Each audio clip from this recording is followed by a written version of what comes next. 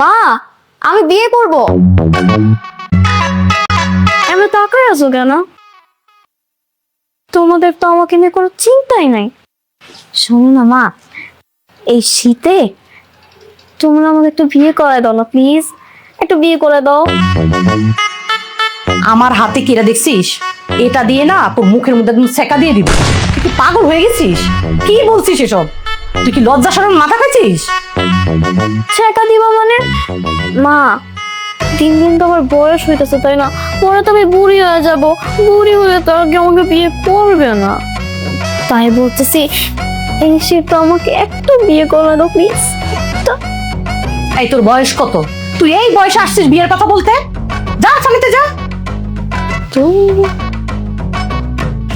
আচ্ছা মা, তোমার কত বছর বয়সে বিয়ে হয়েছিল? কেন 14 বছর বয়স ছিল। কি বলো? তোমার 14 বছর বয়সে বিয়ে হয়েছিল? আরে আমার তো এখন বয়স 16 চলে। এর মানে আমি তোমার থেকে 2 বছরের বড়। 2 বছরের বড় মানে? তোমার যেহেতু বিয়ে 14 বছর বয়স হয়েছিল, তাহলে আমার এখন বয়স চলে কত?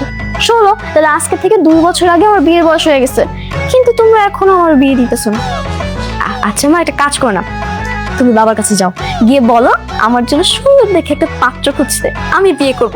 এই শীতেই আমার একটা জামাই লাগবে। আমি তোর বাবার কাছে কিছুই বলতে পারবো না, তুই গিয়ে বল, আমার হাতে কাজ আছে। তুমি বলবো না? ঠিক আছে, এই শীতে যেহেতু জামাই আমার লাগবে, তাহলে বাবাকেও কথাটা আমিই বলবো। আর কারে কিভাবে পোষ মানাইতে হয় ওইটা আমার খুব ভালো করে জানা আছে।